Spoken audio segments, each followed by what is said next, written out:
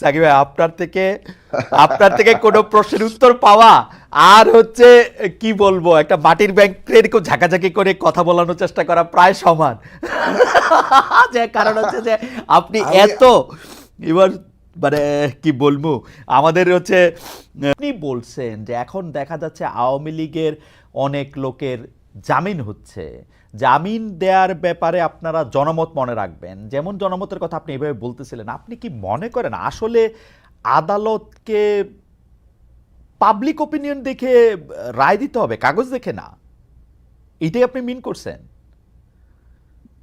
না, দেখুন, আমরা যে মানে যে বিষয়টি এখানে লক্ষ্য করছি সেটা হচ্ছে যে এই যে ফ্যাসিবাদী শাসনে যারা প্রত্যক্ষভাবে যুক্ত ছিলেন, যারা হত্যাকাণ্ডে যুক্ত ছিলেন, যারা ভয়ঙ্কর রকম লুটপাট যুক্ত ছিলেন, তাদের অনেকেই তো দেশ ছেড়ে চলে যেতে পেরেছে, অনেকে এখনো আছে, কেউ কেউ গ্রেফতার হয়েছেন। কিন্তু তাদের এই যে আহ, তাদের এই জায়গাগুলো নিয়ে জনগণের মধ্যে ন্যায় বিচার প্রতিষ্ঠার প্রশ্নটি খুব গুরুত্বপূর্ণ একটা প্রশ্ন হিসেবে আছে জনগণের, এবং এটা খুব জরুরি। এই দিক থেকে আবারও বলবো যে একটা গণ অভ্যুত্থানের প্রক্রিয়ার মধ্য দিয়ে যখন একটা দেশের জনগোষ্ঠী যায়, তখন তার যে একটা ট্রমা মতো একটা অভিজ্ঞতা হয়, এটার নিদানের, এটার মানে এই বিষয়ে যদি আপনি, ন্যায় বিচারই হচ্ছে সবচেয়ে বড় উপশম।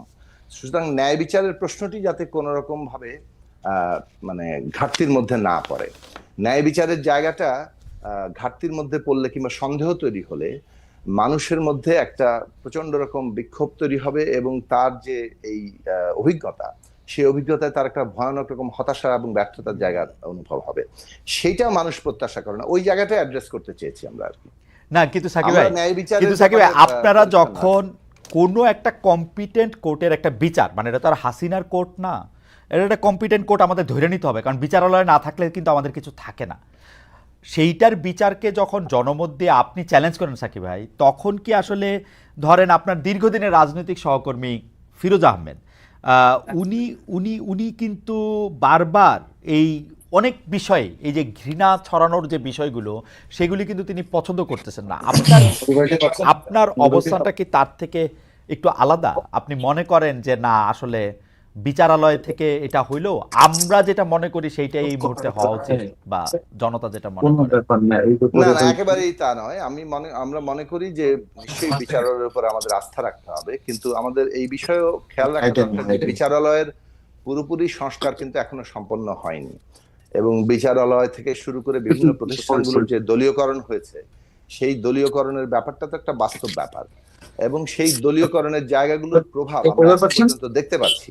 সেই জায়গা থেকে বলছি যে এখন আমাদের মানে সবগুলো প্রতিষ্ঠানই তো নানাভাবে কি বলতে পারি যে ভীষণ রকম দলীয়কৃত এবং কলুষিত নানা দিক থেকে, এবং তারা তাদের বিরাট উল্লেখযোগ্য অংশ মানে ফ্যাসিবাদের সরাসরি সহযোগী হিসেবে ভূমিকা পালন করেছে। তাদের মধ্যে কেউ কেউ এখান থেকে তাদেরকে যাকে বলে যে বাদ দেওয়া হয়েছে, কিন্তু এখন পর্যন্ত কাঠামোগত জায়গা থেকে এবং অনেক ব্যক্তিরাই রয়ে গেছেন। ফলে এইসব প্রশ্নের জায়গাতে জবাবদিহিতাটা চাওয়া হচ্ছে।